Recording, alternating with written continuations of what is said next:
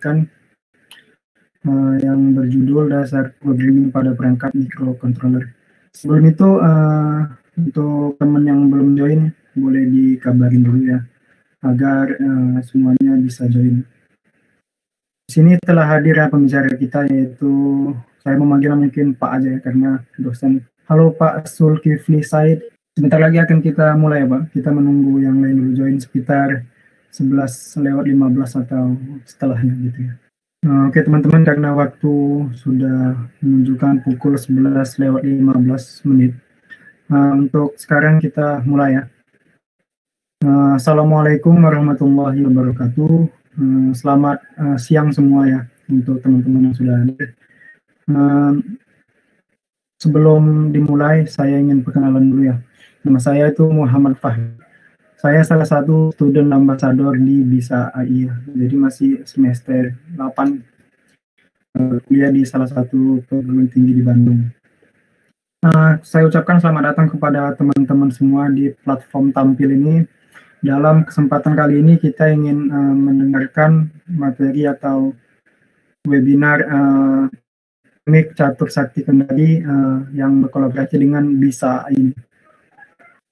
Dasar programming pada perangkat microcontroller itu adalah topik atau judul yang akan kita bahas sama-sama ya untuk kali ini. Halo yang sudah hadir, Muhammad Noval, batch 1 ya Mas Fahmi? Iya Mas, saya di batch 1 ya, student ambassador. Oke, telah hadir banyaklah peserta pada pagi hari ini. Saya ingin memperkenalkan pembicara terlebih dahulu ya. Kita ada kedatangan seorang dosen, yaitu Pak Muh Zulkifli Said, salah satu dosen di STEMIK Catur Sakti Kendari. Oke, kita sapa dulu ya pembicaranya. Halo Pak Zulkifli.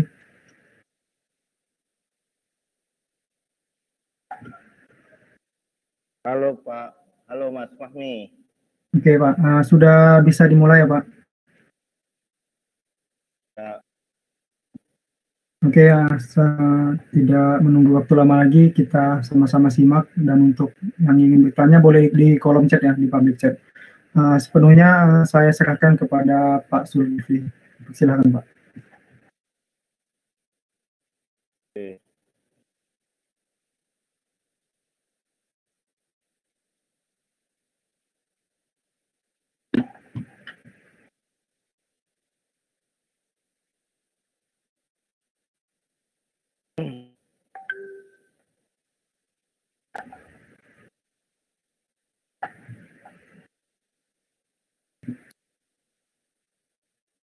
Bentar ya, saya upload materi dulu.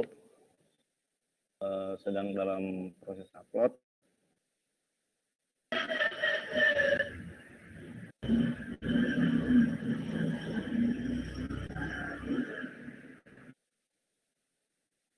Oke. Bisa dilihat ya teman-teman slide-nya? Sudah Pak, sudah kelihatan. Oke. Jadi bismillahirrahmanirrahim. Assalamualaikum warahmatullahi wabarakatuh.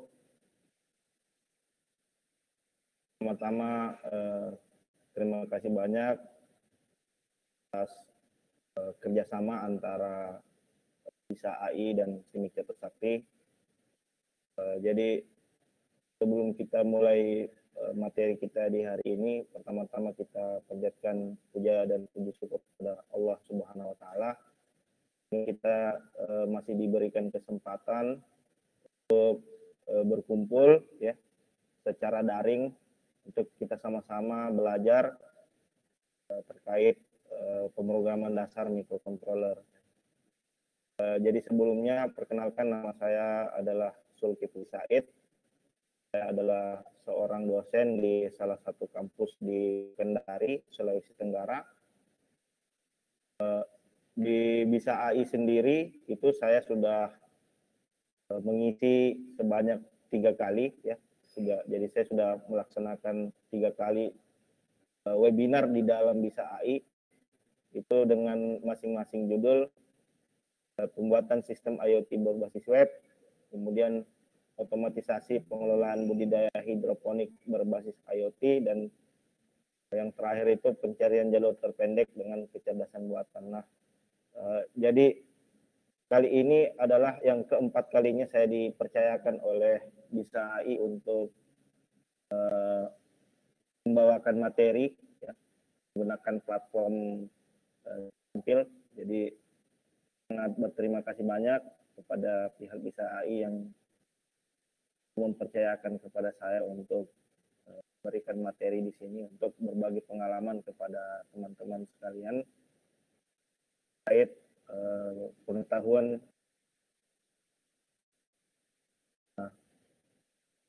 Jadi untuk materi webinar itu teman-teman bisa cari di channel BISA AI ataupun di channel saya juga bisa ya, yaitu Zulkifli Said. Di sana juga terdapat beberapa video webinar yang telah saya isi di dalam BISA AI.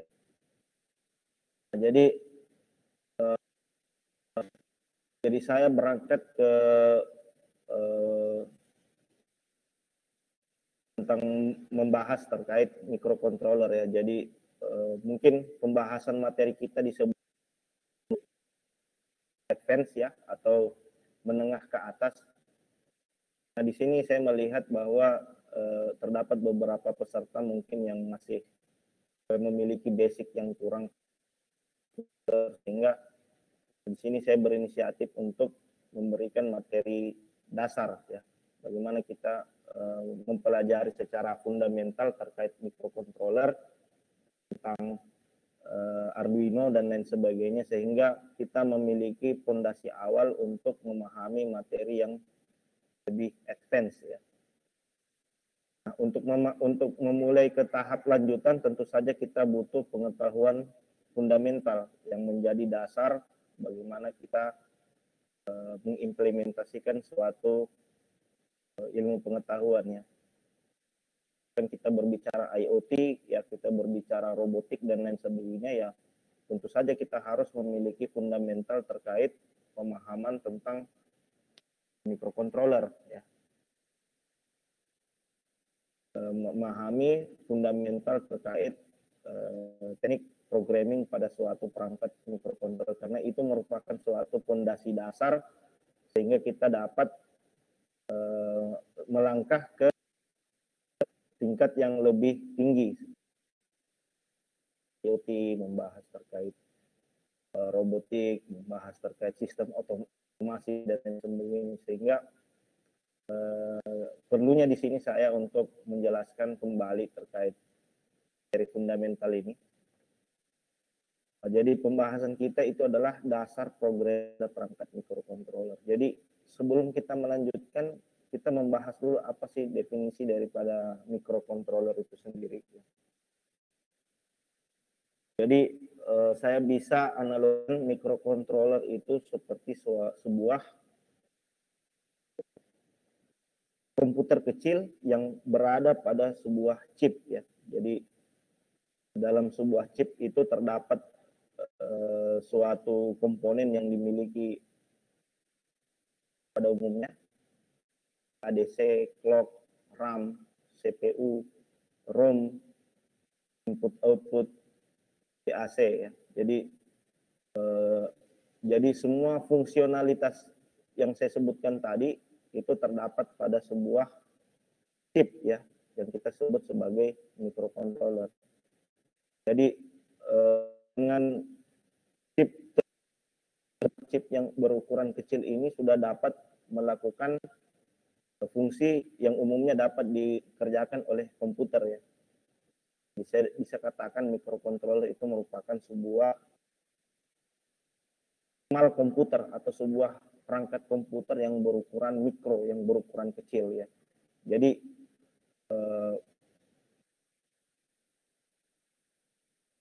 microcontroller ini dapat mengerjakan ya, dapat mengerjakan sebagian pekerjaan yang dapat dilakukan oleh komputer. Jadi kalau komputer anggaplah dia dapat mengerjakan suatu pekerjaan yang sangat besar, si microcontroller ini dapat mengerjakan suatu pekerjaan yang sifatnya spesifik. Jadi sebentar saya coba jelaskan di slide. Jadi inilah fitur-fitur yang terdapat pada suatu perangkat microcontroller. Salah satunya adalah ADC, yaitu merubah sinyal analog menjadi suatu sinyal jadi AC, ya, yang kita sebut digital to analog converter, yang melakukan konversi dari suatu sinyal digital ke suatu sinyal analog. Ada RAM untuk melakukan pemrosesan, instruksi, dan lain sebagainya. Ya. Jadi ketika kita berbicara microcontroller itu erat kaitannya dengan development board. Ya. Jadi sebenarnya apa itu development board atau dalam sebagai papan pengembangan, ya, satu board untuk melakukan development. Jadi development board ini adalah sebuah PCB atau printed circuit board yang berisi, ya, yang memuat suatu perangkat mikroprosesor dan logik dan suatu logik ya, sehingga memungkinkan seorang pengguna user untuk dapat melakukan programming pada perangkat tersebut. Ya. Jadi sebetulnya development board ini memfasilitasi perangkat microcontroller tadi, ya. Jadi pada rangkaian PCB tersebut terdapat suatu microcontroller sehingga memudahkan kita melalui perangkat PCB ini kita dapat memprogram perangkat microcontroller tersebut, ya. Jadi bisa kita lihat di gambar pada suatu perangkat PCB itu terdapat komponen-komponen yang selain perangkat microcontroller, ya. Di sana ada power circuit, ada basic input output, ada LED dan sebagainya. Jadi ketika kita berbicara development board itu berarti ketika kita berbicara suatu rangkaian yang suatu sirkuit rangkaian, ya, yang sudah terintegrasi, ya, sudah solid sehingga akan kita untuk memprogram perangkat tersebut. Ya. Contoh salah satu development board itu adalah Arduino. Jadi ini kadang terjadi salah kaprah, ya. Arduino itu kita sebut yang sebenarnya Arduino itu adalah suatu development board, suatu board untuk melakukan activity development. Ya. Dan microcontroller itu adalah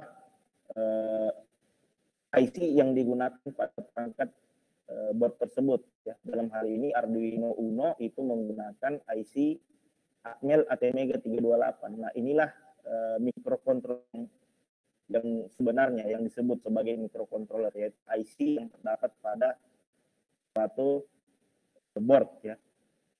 Nah, dengan memudahkan kita untuk melakukan programming, menanamkan suatu program pada chip pada IC yang terdapat pada Arduino tersebut. Jadi keluarnya Arduino umumnya kita membuat suatu rangkaian minimum, ya. Namun dengan adanya Arduino saat ini dengan banyak perangkat dan banyak perangkat development board lainnya sehingga memudahkan kita dalam proses pengembangan, ya. Jadi ketika kita melihat dari sudut pandang non elektronika, ya, di luar Arduino ini cukup membantu, ya, sangat membantu misalkan untuk bidang teknik informatika, teknik mesin dan lain sebagainya yang mungkin terkait elektronika itu masih sangat minim. Sehingga dengan adanya Arduino ini pengguna dapat fokus pada sisi programming, ya. Dapat fokus pada sisi programming karena kompleksitas rumitan dari suatu rangkaian elektronika itu telah di cover oleh Arduino board tersebut. Bisa kita di sini terdapat beberapa pin dan terdapat beberapa komponen dapat pada suatu rangkaian Arduino ya. Itu ada pin digital input, kemudian ada pin analog ya, ada power itu, kemudian ada tentu saja ada IC digunakan oleh Arduino ini, yaitu IC Atmel ATmega 328, ada reset, ada power LED ya sebagai indikator jika perangkat Arduino ini telah dialiri oleh arus listrik ya, maka lampu LED ini akan menyala. Di situ ada pin D13 LED ya, yang merupakan suatu pin built-in atau pin LED ya, LED built-in yang terdapat pada Arduino Uno ya. Jadi ada LED bawaan, saya bisa katakan LED bawaan atau LED yang terdapat pada board Arduino ini.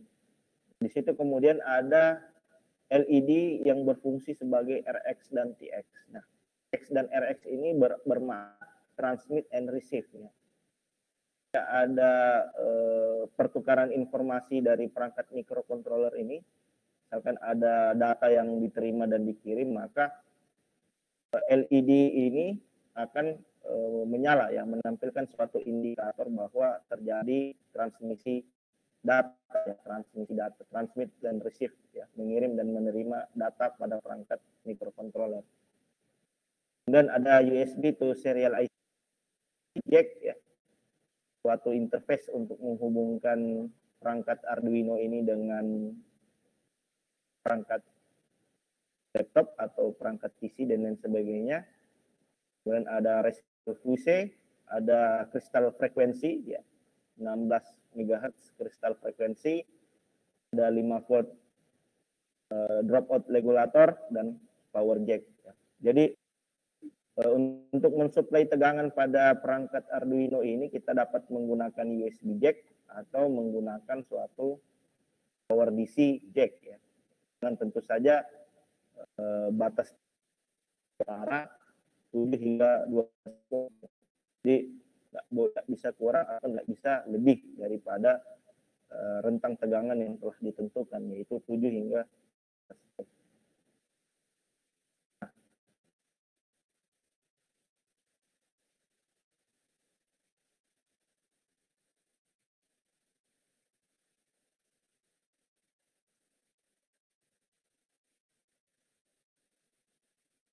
Jadi apakah kita menggunakan pin digital atau menggunakan pin analog?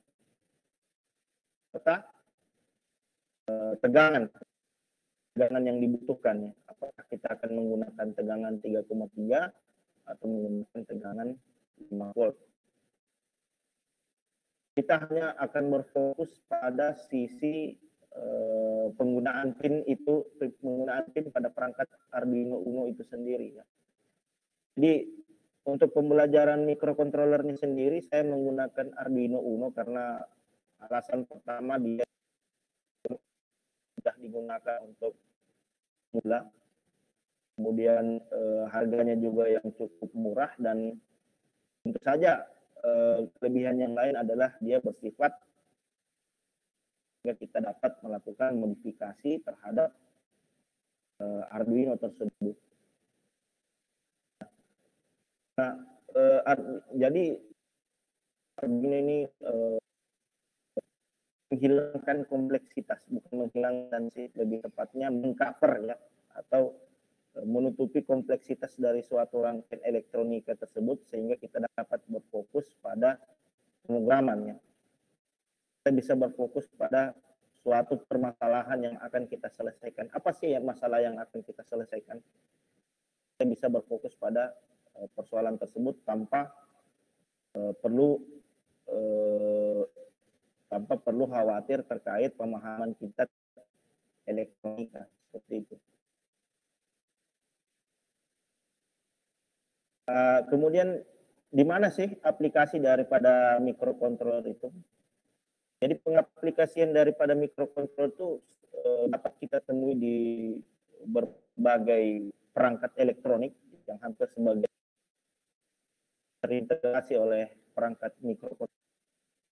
Misalkan di sini seperti kita lihat ada robot ya, ada robotik ya, robotik, kemudian ada motor, ada mobil, ada mesin cuci, ada mesin kopi, kamera, TV, ada handphone dan lain sebagainya. Jadi mikrokontroler saat ini sebagai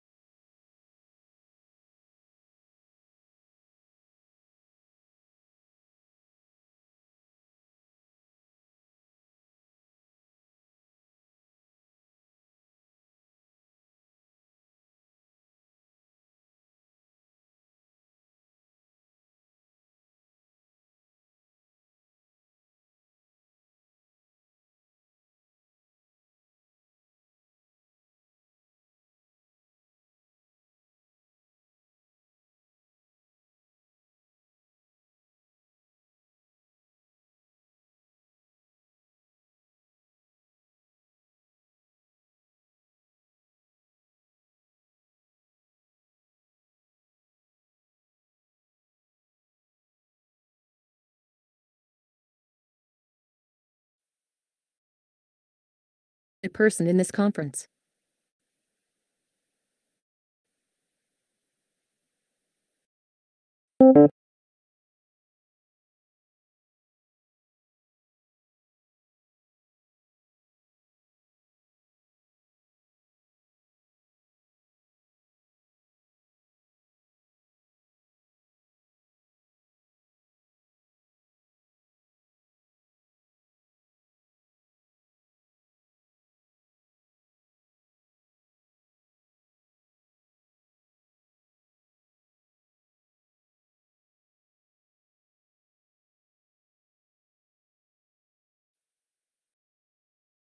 dengan password yang benar. Nah, jika benar, maka selanjutnya mikrokontroler akan memerintahkan suatu aktuator ya. Misalkan di situ terdapat kunci pintu agar mengunci pintu tersebut. Dan tentu saja untuk memprogram suatu microcontroller ini kita butuhkan suatu komputer ya, suatu device dan EEPROM ya. Jadi dengan kombinasi input, proses, dan output yang ada, kita dapat menciptakan suatu produk tertentu ya. Produk tertentu. Contohnya lagi misalkan mengontrol LED melalui suatu fast button. Jika suatu fast button ditekan, LED akan menyala, dan ketika fast button itu ditekan kembali maka LED akan mati. Itu adalah contoh sederhana dari implementasi dari suatu perangkat controller ya.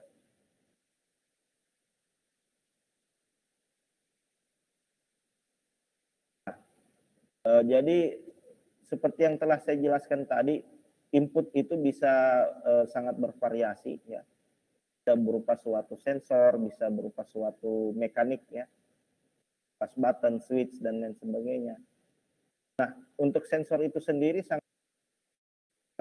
variasi sensor yang dapat kita gunakan untuk mendukung produk yang akan kita buat, seperti itu ya. Misalkan di sini terdapat humidity ya, yang berfungsi untuk mengukur suatu suhu ya.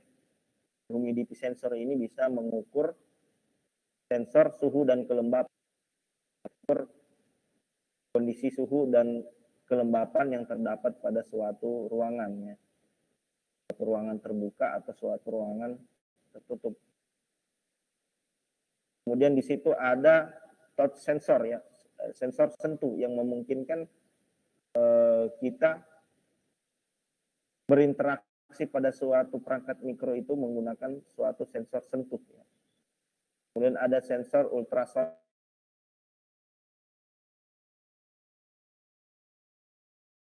ketinggian air ya, terdapat suatu wadah yang berisi sebuah air ya. Apa jumlah volume air yang terdapat pada wadah tersebut, pada tandon tersebut.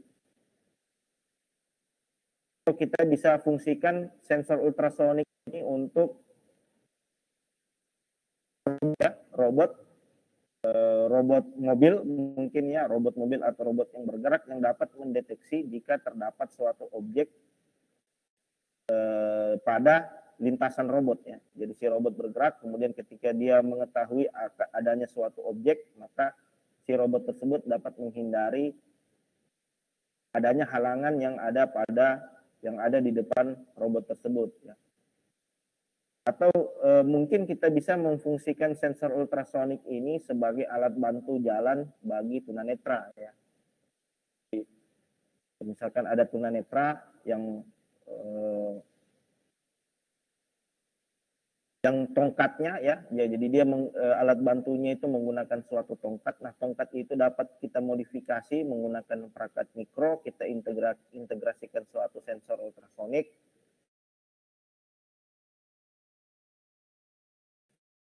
Sehingga tunanetra yang tongkat yang digunakan ini dapat objek ya. Tersebut ya, dia cukup menggerakkan tongkat. Ketika tongkat sudah mendekati suatu objek tertentu, maka ada suatu buzzer mungkin yang menghasilkan suatu suara ya, peringatan bagi seorang halangan di depan, misalkan seperti itu ya. Nah, kemudian di sini sangat banyak perangkat sensor yang bisa kita fungsikan yang sesuai dengan, yang tentu saja kita sesuaikan dengan kebutuhan. Itu ada suatu sensor LDR untuk menentukan cahaya ya, suatu cahaya yang ada pada suatu ruangan terbuka atau ruangan tertutup. Jadi sudah ada lampu ya, lampu yang sudah terintegrasi dengan sensor LDR. Nah, lampu itu memiliki sensor yang jika itu mendeteksi bahwa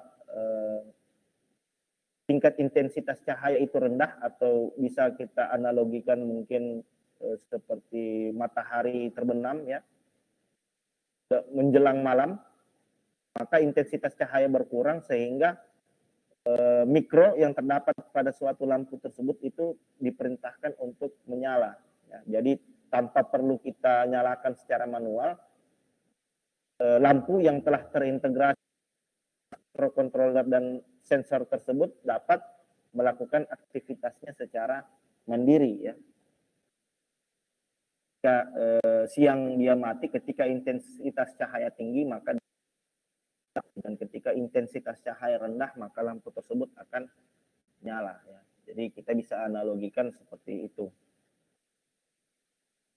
Ada sensor peer untuk mendeteksi suatu objek ya, mendeteksi suatu benda, objek bergerak dan lain sebagainya ya. Kan kita membuat suatu sistem untuk mendeteksi adanya maling ya, orang yang coba menyusup ke dalam rumah.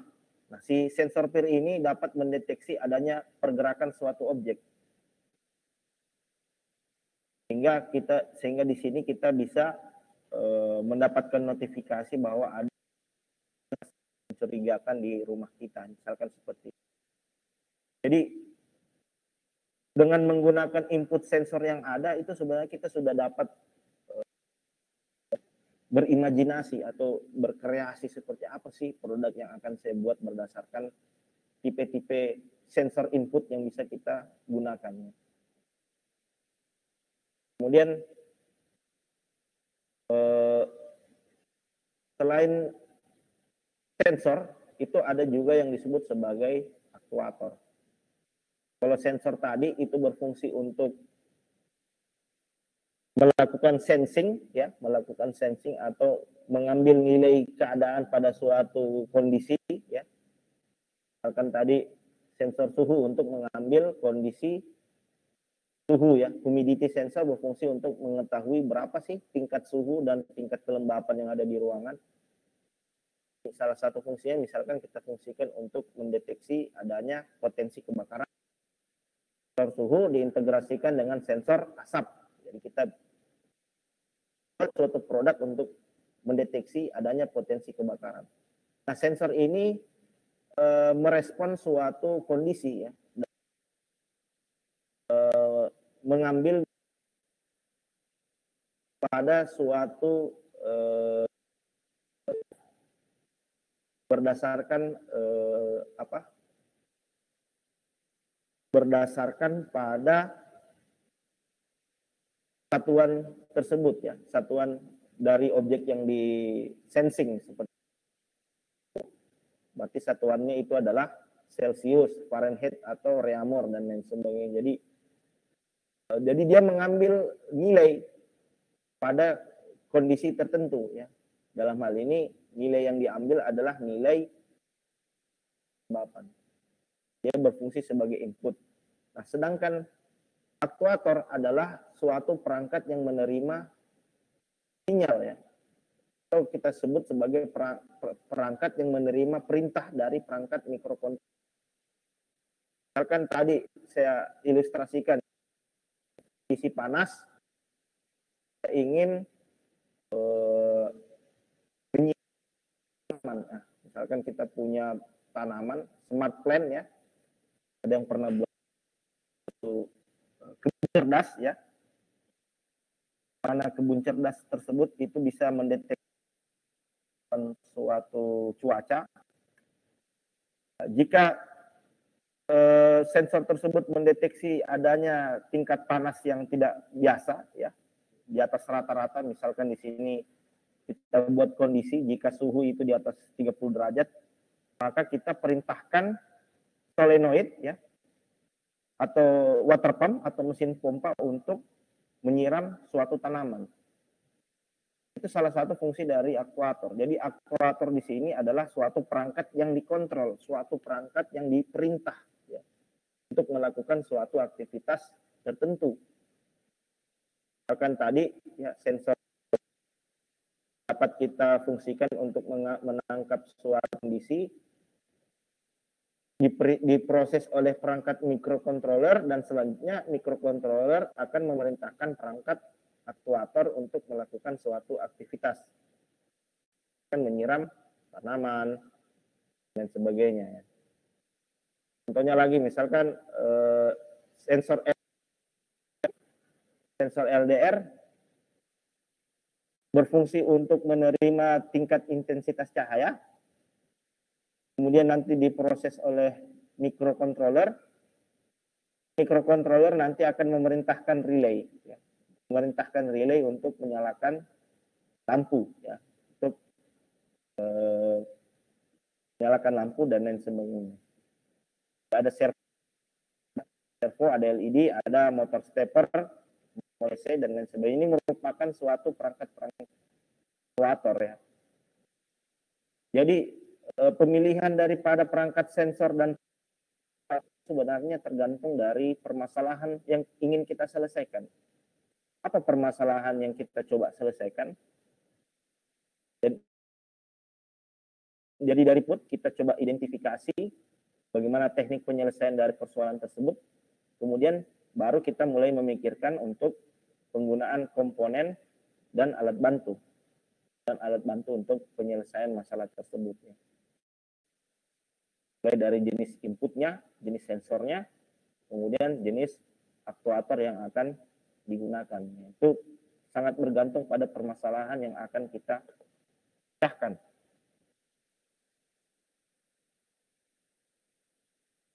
Nah, kita kembali ke Arduino. Jadi salah satu perangkat yang dapat kita gunakan untuk melakukan otomatis input adalah Arduino, ya. Suatu development board Arduino. Ketika kita berbicara, sebenarnya kita berbicara 3 hal, ya. Kita berbicara 3 aspek, yaitu pertama kita berbicara dari sisi hardware, kita berbicara dari sisi software, ya, programming environment, dan yang terakhir kita berbicara komunitas. Kita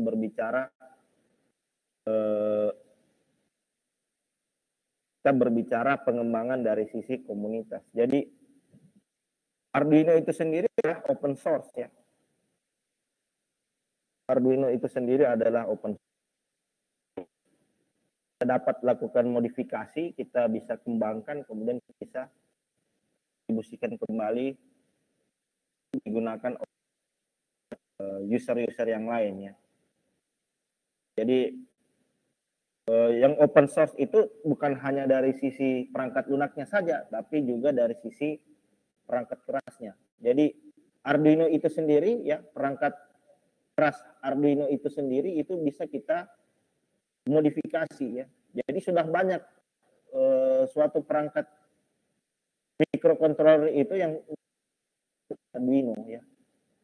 Misalkan kita kenal istilah ada Pangerino, ya, ada perangkat board itu yang bernama Pangerino. Kemudian ada Rainboard, ya. Yang Pangerino sendiri itu merupakan microcontroller hasil modifikasi dari Dwi Arsana, misalkan. Terus di situ ada Rainboard, ya, ada Rainboard dan lain. Fisik suatu perangkat microcontroller ini dapat kita modifikasi, ya. Jadi ada source code-nya, yang selanjutnya source code tersebut itu bisa kita modifikasi, kemudian kita coba hasilkan produk baru dari source code tersebut. Yang tentu saja kita sudah tidak bisa lagi menggunakan Arduino karena kita sudah melakukan modifikasi pada source code yang ada. Kita membutuhkan untuk menggunakan nama yang lain. Jadi kita bisa karena sifatnya open source, kita bisa melakukan modul-modul tambahan di situ, atau kita kurangi modulnya, atau kita tambahkan, dan itu dapat kita lakukan karena Arduino itu sendiri bersifat open source, ya. Jadi untuk melakukan programming pada perangkat Arduino itu sendiri, pertama kita butuh hardware-nya, ya. Kemudian kita butuh lingkungan programming, ya. Dalam hal ini kita dapat menggunakan Arduino IDE, dan yang terakhir kita dapat mencari referensi, ya, melalui komunitas yang sudah berkembang di dunia maya yang membahas terkait Arduino ini. Kita dapat mencari referensi terkait permasalahan yang kita hadapi saat melakukan programming di perangkat Arduino.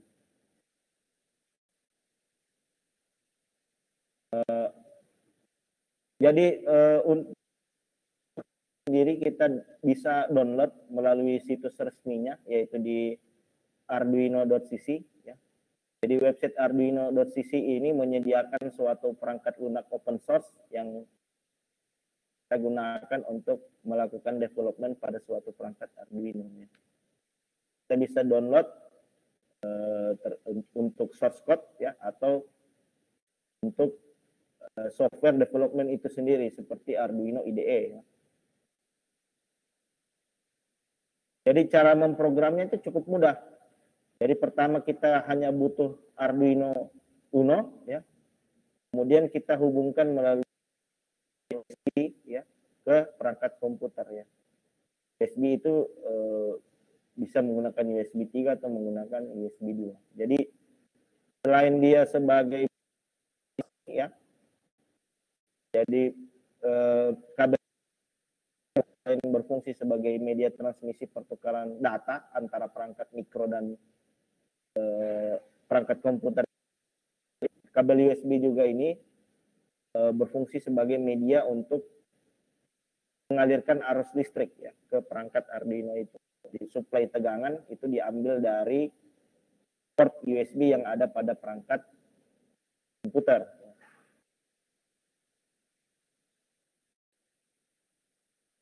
Nah, untuk memprogram Arduino, berarti kita butuh Arduino dan juga tentu saja Arduino IDE ya.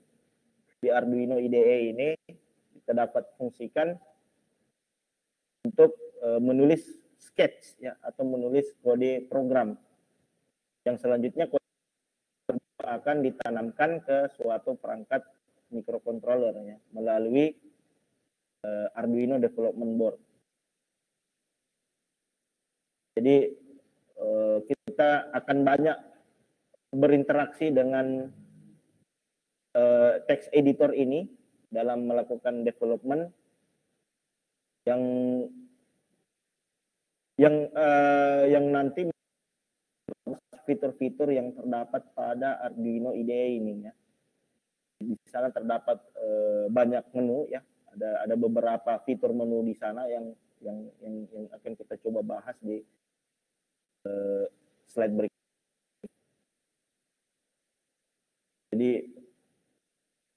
Jadi di dalam menulis kode program dua fungsi utama yang sudah pasti harus ada ya, yaitu void setup dan void loop ya. Jadi sesuai dengan namanya, void setup itu berfungsi untuk melakukan inisial konfigurasi ya. Kita bisa melakukan konfigurasi awal melalui void setup. Misalkan di sini kita void setup kita dapat fungsikan untuk mendefinisikan suatu kode pin ya. Suatu pin itu kita fungsikan sebagai input atau kita fungsikan dia sebagai output ya. Jadi hal tersebut kita lakukan di void setup. Nah, ada juga fungsi yang disebut dengan void loop. Nah, void loop ini sesuai dengan namanya ada kata loop. Jadi dia melakukan yang disebut dengan looping atau perulangan. Jadi instruksi yang ada di dalam fungsi void loop ini akan dikerjakan secara berulang-ulang.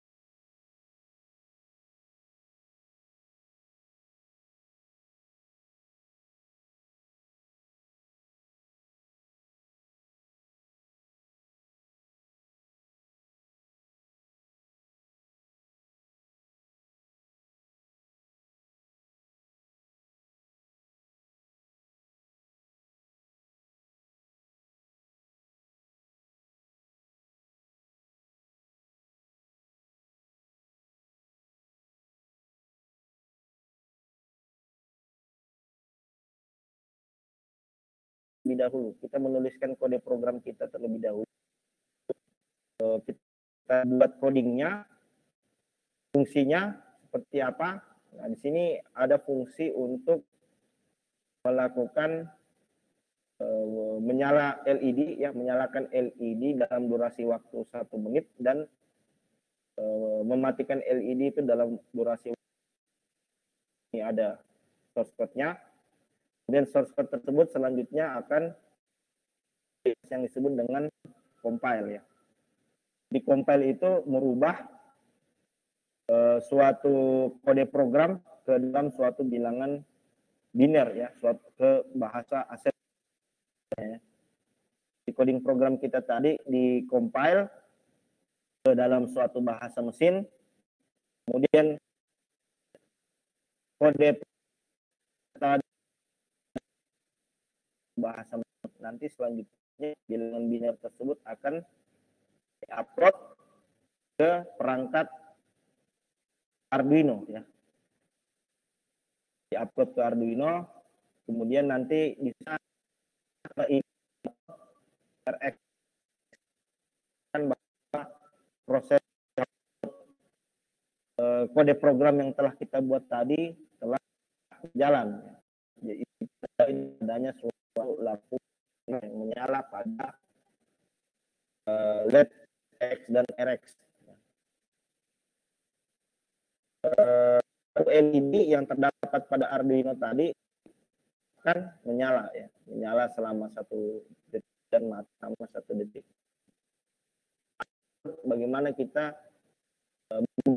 perangkat mulai menulis dulu kode program yang akan kita gunakan, perangkat-perangkat input seperti apa, sensor yang digunakan seperti output yang dihasilkan oleh perangkat controller itu.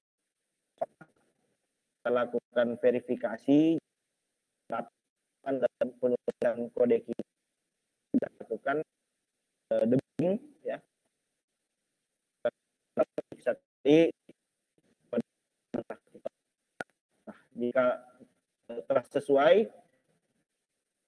kita lakukan compile, dan jika berhasil maka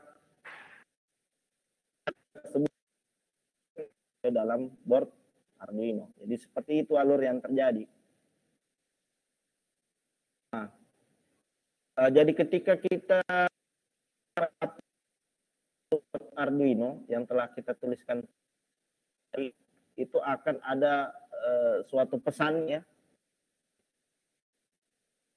bisa sangat bervariasi, ya, bisa sangat beragam. Misalkan di sini dicontohkan uploading worker. Jadi jika pesan yang ditampilkan uploading, kita telah berhasil mengupload kode program yang telah kita buat ke board Arduino. Ada lagi pesan error kedua, wrong serial port selected, itu adalah kita salah dalam memilih jenis port yang digunakan. Nah, ada pesan error lagi, wrong board selected, ya. Jadi ada kesalahan dalam pemilihan board. Jadi dalam memprogram menggunakan Arduino IDE nanti itu kita akan banyak mendapatkan pesan error. Itu bukan hanya 3 tadi, ya, bukan hanya ding worker, wrong serial port selected, wrong board selected, tapi sangat banyak jenis pesan error yang dihasilkan oleh Arduino IDE itu. Misalkan kita salah dalam melakukan penulisan coding, kita lupa tanda kutip, kita lupa memanggil library yang dibutuhkan, dan lain sebagainya, itu akan ditampilkan ketika kita mencoba mengupload coding program tersebut. Jika terdapat kesalahan, maka Arduino akan menampilkan Arduino IDE jenis kesalahan tersebut. Nah, jadi ada beberapa jenis terminologi yang perlu kita pahami, ya. Jadi ini ada beberapa jenis terminologi. Jadi terminologi itu adalah istilah, ya. Jadi ketika ada istilah sketch, ya, atau sketch itu merupakan suatu program yang dan kita jalankan pada suatu board Arduino, ya. Jadi Singkatnya sketch ini adalah seperti program atau kode source code yang kita tuliskan pada suatu editor Arduino IDE. Kemudian ada pin ya. Pin itu merupakan suatu pin itu dapat berupa suatu input atau out yang berfungsi untuk menghubungkan suatu perangkat ya. Kan tadi ada perangkat sensor, ada perangkat aktuator, itu pin. Jadi pin itu bisa kita fungsikan sebagai input atau kita bisa fungsikan dia sebagai output. Nah, contoh perangkat yang dapat terhubung ke pin ini ya misalkan ada LED ya, ada server, paper dan lain sebagainya. Kemudian ada sinyal digital dan ada. Nah, ini yang cukup penting ya. Kita harus dapat mengetahui yang kita gunakan menghasilkan suatu sinyal atau menghasilkan suatu sinyal analog ya. Jadi seperti yang kita ketahui bahwa sinyal digital itu dia hanya menghasilkan dua kondisi ya. Dia hanya menghasilkan dua kondisi yaitu high dan low. 0 atau 1. 0 atau 255. Jadi dia hanya ada dua pilihan saja antara mati atau hidup. 0 atau 255 gelap atau terang, mati atau hidup. Jadi dia kondisi ya. High atau low, tinggi atau rendah. Bisa kita dalam rangkaian kita bisa bilang off. Contohnya seperti switch ya atau perangkat switch seperti saklar. Jadi dia hanya memiliki dua kondisi. Kan dia akan hidup atau kita tekan. Jadi tidak ada nilai tengah, tidak ada. Tidak ada. Yang ada hanya high atau low, minimum atau maksimum, 0 atau 1, 0 atau 255 dan lain sebagainya. Nah, jika sinyal digital dia hanya memiliki dua kondisi antara 0 dan 1. Nah, analog itu bisa memiliki lebih daripada dua kondisi di antara 0 hingga 255 ya. Misalkan ada nilai 127 ya. 125, 130, 2 sebagainya. Jadi ada nilai di antara 0 dan 1, di antara 0 dan 255, di antara minimum dan maksimum. Jadi dalam sinyal analog itu kita perbolehkan adanya nilai tengah, 4, nilai sepertiga, nilai dan lain sebagainya. Contohnya seperti apa? Contohnya misalkan kita ingin atur kecerahan dari suatu perangkat LED ya. Misalkan kalau LED ini di sinyal digital, dia kan hanya hidup dan mati. Nyala atau mati. Sementara kalau kita fungsikan dia di sinyal analog, kita bisa misalkan kita ingin dia redup. Kita tentukan dia berada di nilai tengah ya, di nilai tengah antara 0 dan 255 yaitu 127 misalkan seperti itu. Nah, misalkan ada lagi contohnya seperti motor speed ya. Kita bisa menentukan satu putaran motor ya. Semakin tinggi nilainya jadi dari titik minimum semakin kita naikkan nilainya maka putaran motor itu akan semakin kencang. Sehingga ketika dia mencapai nilai 255 atau mencapai nilai maksimum, maka putaran motor itu juga telah sampai pada titik maksimumnya. Seperti itu.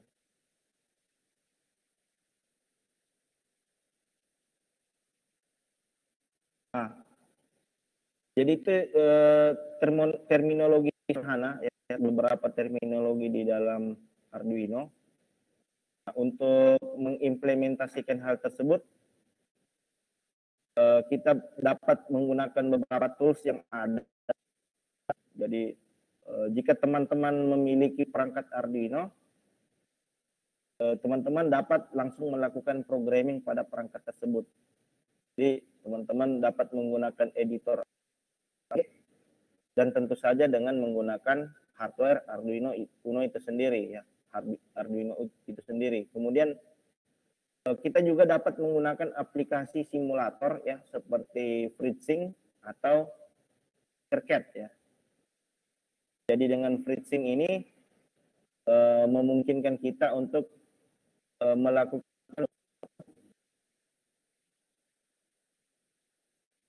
merancang suatu prototipe sebelum kita masuk ke dalam tahap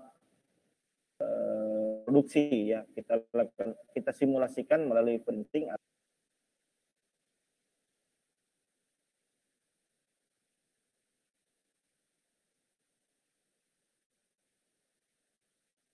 Saja ya. Jadi saya langsung demo. Jadi saya coba lebih dahulu untuk merancang suatu rangkaian. Kemudian untuk menguji rangkaian tersebut kita bisa menggunakan simulator Tinkercad ya. Kita bisa menggunakan simulator seperti Tinkercad yang dapat diakses secara online. Jadi aplikasi Tinkercad ini dapat secara online ya melalui situs yaitu tinkercad.com ya. Oke, jadi saya langsung mendemonstrasikan saja cara rangkaian sederhana dengan Arduino.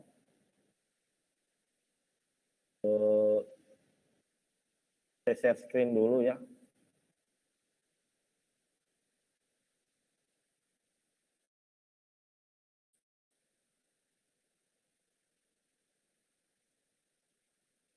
Bisa dilihat ya. Bisa dilihat slide-nya.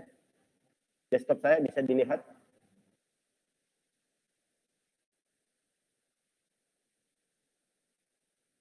Oke.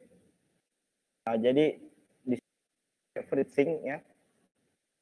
Jadi FreeSync ini bisa kita gunakan untuk melakukan simulasi prototipe ya, membuat prototipe sederhana menggunakan Sync.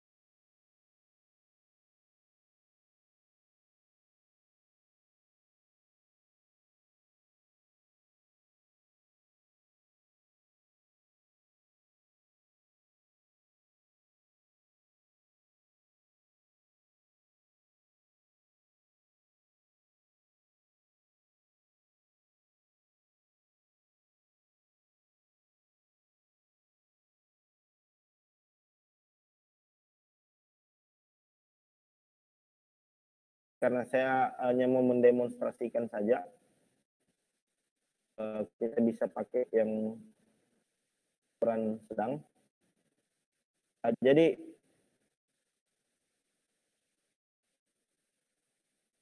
setelah kita menggunakan breadboard, kita selanjutnya kita menentukan perangkat board yang akan kita gunakan ya. Dalam hal ini saya menggunakan Arduino Uno ya.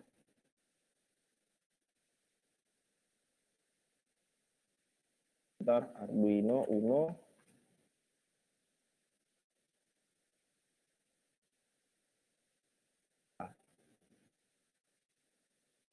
Rotasi dulu. Oke. Nah, jadi Pak, kenapa kita harus menggunakan breadboard? Komponennya kan bisa langsung disambung ke Arduino. Nah, sensor itu kan bisa langsung terhubung ke Arduino. Motor itu ke suatu perangkat. Nah, benar suatu perangkat itu dapat terhubung langsung ke Arduino tanpa membutuhkan breadboard. Tapi kita perlu ketahui di sini bahwa tegangan yang terdapat pada Arduino itu terbatas. Misalkan di sini ada pin VCC ya, atau positif atau tegangan 5 volt hanya terdapat.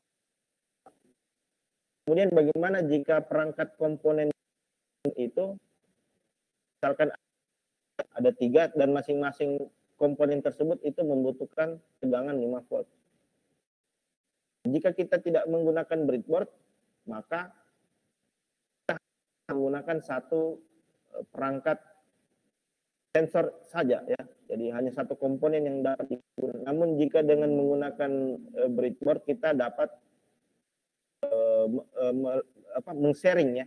Jadi kita bisa share pin tersebut sehingga dapat banyak komponen yang bisa menggunakan pin dengan tegangan 5 volt.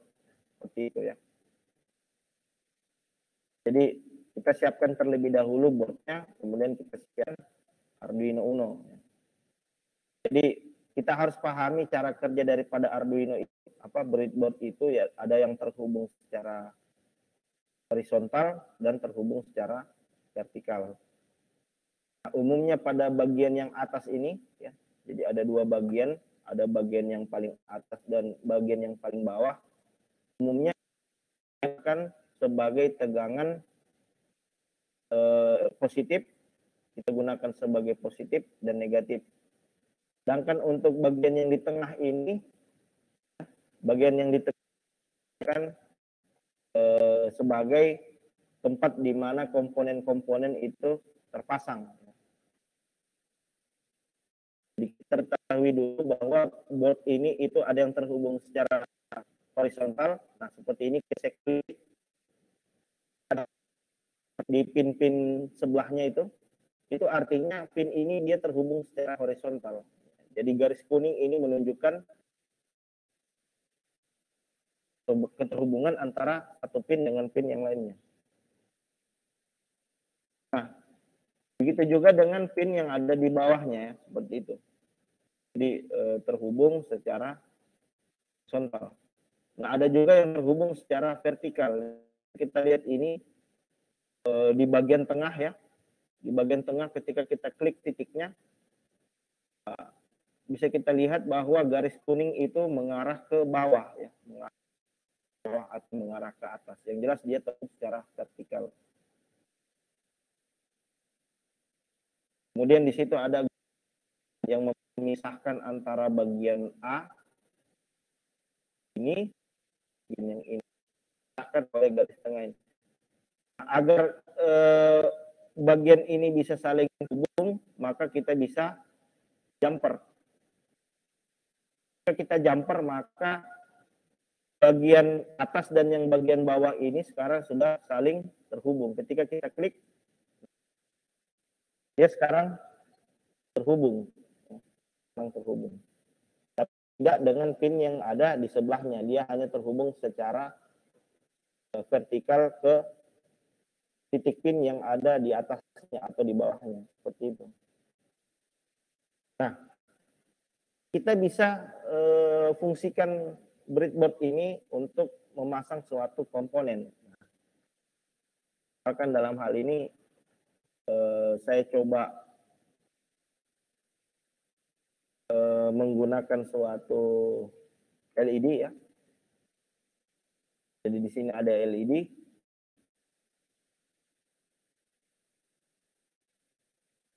Ada LED.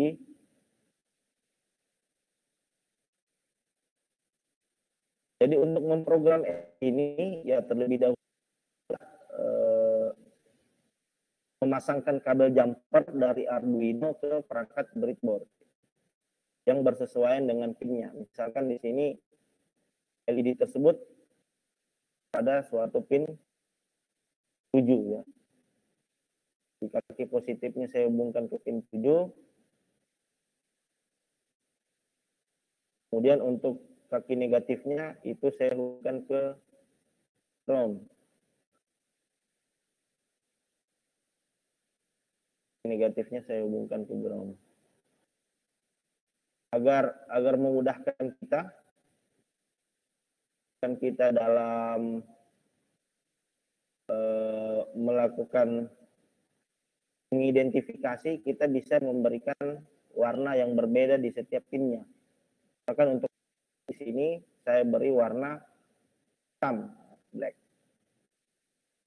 Jadi itu sebenarnya kita sudah dapat memprogram LED ya. Di LED ini terhubung ke suatu pin digital ya, terhubung pin digital dengan nomor pin 7.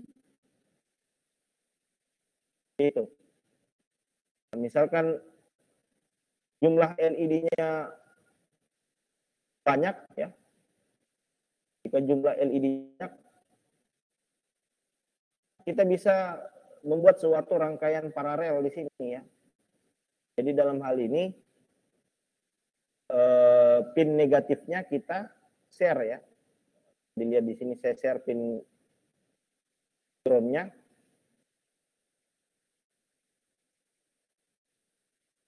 Share pin ground sehingga masing-masing pinnya nanti itu akan mengambil dari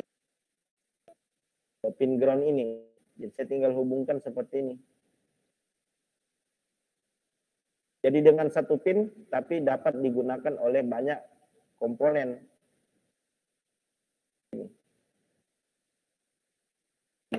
Jadi dengan menggunakan kita untuk meng-share satu pin untuk dapat digunakan oleh banyak komponen. Jadi ketika saya klik pada garis hijau ini, bisa kita lihat bahwa LED ini ya kelima LED terhubung pada suatu pin ground ya, suatu pin negatif.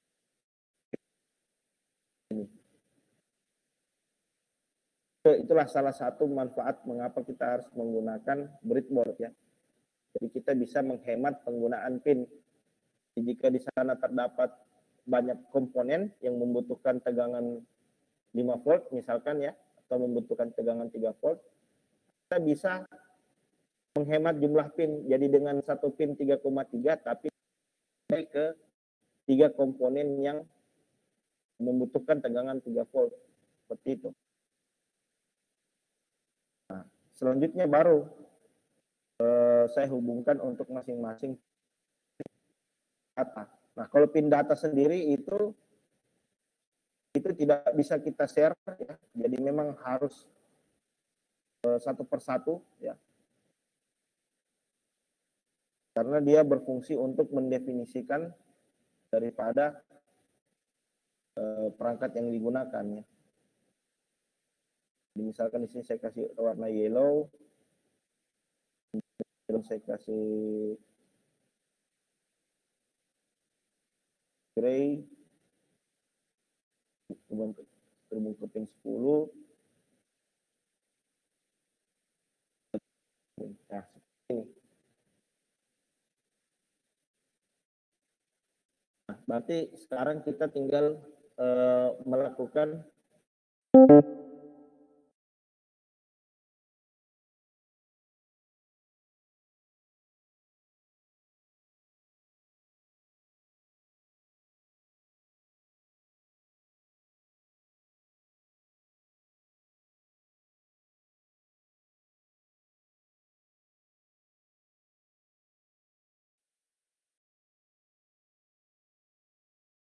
Eh, sekarang kita sudah memiliki gambarnya untuk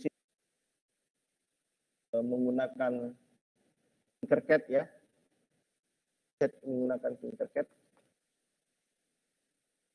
Tinkercad ini aplikasi yang free ya, yang dapat teman-teman gunakan untuk belajar Arduino.